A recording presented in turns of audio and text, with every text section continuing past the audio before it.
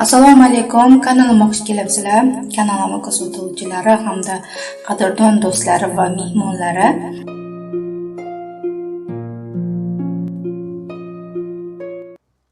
Assalomu alaykum, kanalimga xush kelibsizlar. Kanalim mehmonlari va qadrdon do'stlari. Gemoroy haqida ajoyib, super davolash usulini aytib o'tmoqchiman va bu bizning oilamizning eng qadrdon do'stida sinalgan usulda.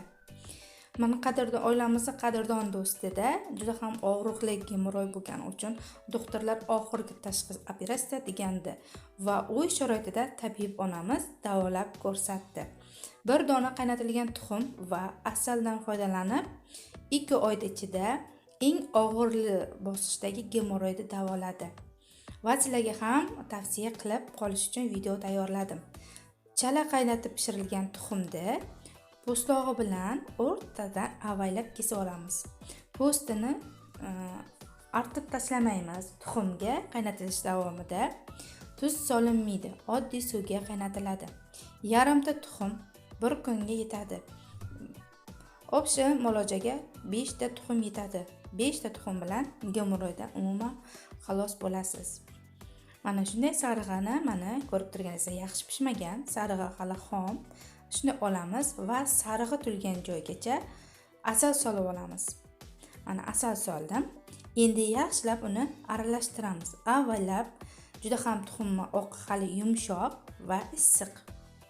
Iligan holatda gemoroyga qo'yiladi. Sovuq holatda qo'yish mumkin emas.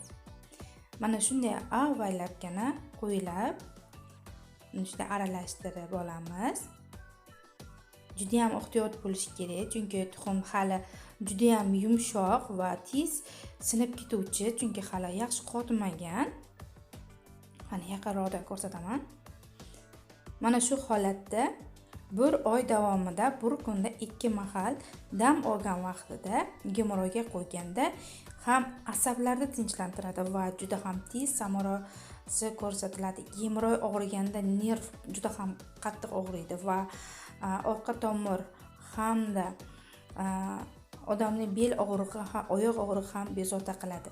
Hammaga salomatlik tilab qolaman va qisqacha videom yoqqan bo'lsa like bosib, kanalimga obuna bo'ling va o'z fikrlaringizni bildirib yozib qoling. Inshaalloh musofir yurtda sizlarga oz bo'lsa-da foydam tegsa juda va juda xursand bo'laman. Sog' salomat bo'ling.